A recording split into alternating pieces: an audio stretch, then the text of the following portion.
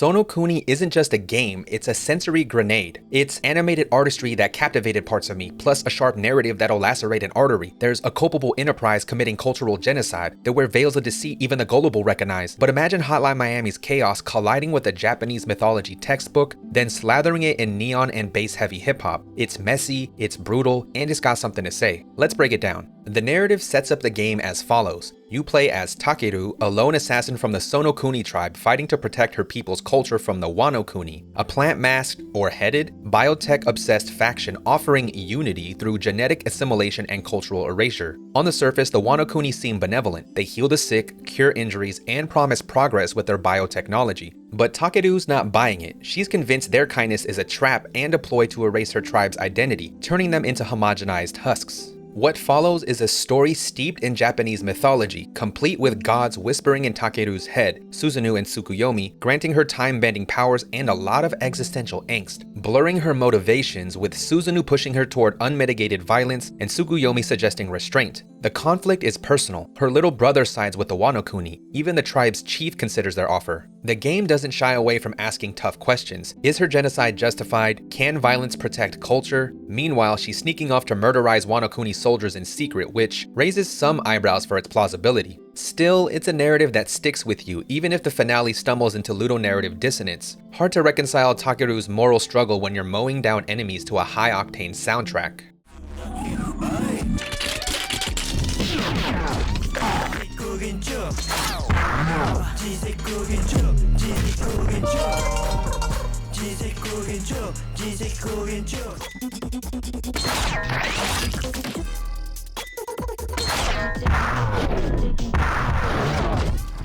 It's a heavy premise, but it works. The themes of cultural preservation versus assimilation hit hard, especially when paired with gameplay that's just as relentless as Takeru's mission. What's wild is just how cohesive it all feels. The story isn't an afterthought, it's the backbone. Every kill and cryptic dialogue exchange feeds into the tension between preservation and surrender. Sure, it's a bit silly that no one suspects Takeru. She's mysteriously absent every time a Wanokuni soldier gets diced. But for most of the ride, the story grips you and the themes land hard. In terms of gameplay mechanics, if you've played Hotline Miami, you'll feel right at home here. Top-down rooms, one-hit kills, and a lot of trial and error. But Sonokuni adds its own spin with 3 core moves that force you to think like a puzzle solver. First is the red spin attack, a melee attack that is your primary means of murking enemies up close as well as reflecting red projectiles. Next is a blue-colored guard, a shield to block primarily blue projectiles, though it can also block red ones. And last is the time slow, a limited use but rechargeable ability that nearly freezes the action. Enemies demand specific counters and strategies. Blue projectile foes require blocking before closing in, red sword enemies must have their projectiles reflected from a distance, and chargers telegraph attacks with green lines, so it's dodge or die. It's a dance of priorities, and the game shines when it forces you to adapt. Late stage levels throw in obstacles, ambushes, and enemies that force you to prioritize targets like a tactical puzzle. Rooms are basically frantic chess matches. It's just as much about reflexes as it is about pattern recognition. The bosses are insane. Think pulsating biomass and surreal masks coupled with head-scratching mini intros that make you think, what the hell am I looking at? That said, as a whole, they are a bit mechanically uneven. One had me stuck for ages with an unclear sign of how to beat it besides don't die. Also, the final boss's fight was a marathon of a gauntlet. I'll admit, I switched to easy mode for unlimited slow-mo because there was no way I would beat it before going insane first. For the most part, the level design, both in aesthetics and actual navigation, is really well crafted. Each stage had its own unique design and character, adding to the game's quirkiness. Some of the stage designs can be a bit jarring, but they still work thematically, considering the nature of the Wanokuni. However, I do wish exploration was a bit more fleshed out. As it is, it's not really worth it to deviate from the guided path unless you're playing in hard mode. It would have been cool if the game had more content that allowed for some type of incentive for clearing out the other rooms, though I understand the developers may not have had the time, resources, or even the urge to do so for their vision.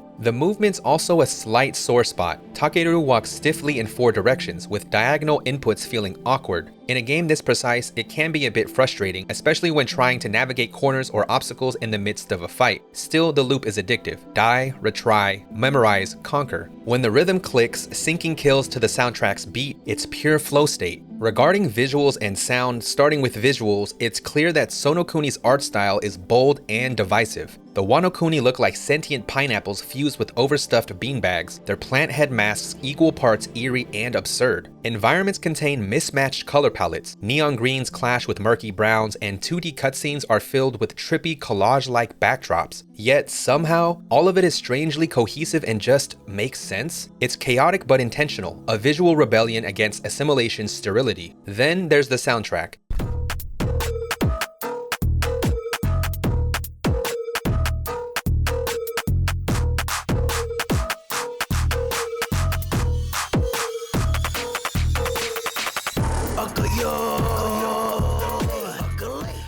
Japanese hip-hop group YASA CREW didn't just make music, they engineered an adrenaline IV drip. The tracks are pulse-pounding, bass-heavy, industrial, and relentless, blending chanted refrains with glitchy electronics. It's not background noise, it's the game's pulse. As a hip-hop head, I'm wary of foreign interpretations, looking at you, K-pop, but YASA mostly avoids such derivative traps. This is raw, experimental, and culturally distinct. The music doesn't just accompany the action, it drives it. Crunchy beats push you forward, nearly syncing with the combat's rhythm until you're slicing enemies in time with the bass drops. If nothing else, this tells me that more artists should try their hand at game development. Sonokuni isn't for everyone, nor is it perfect. The art's abrasive, the movement's clunky at times, and the story's moral nuance clash with its arcade violence mainly near the end of the game, but it's also fearless, and what it does do right, it does brilliantly. Few games fuse narrative, sound, and gameplay this cohesively. The themes of cultural resistance add weight to the chaos, the soundtrack is a revelation, the art is a fever dream, and the combat, while punishing, rewards mastery. Besides, the difficulty options keep it accessible if you're on the fence about the challenge. This game might be for you if you love Hotline Miami,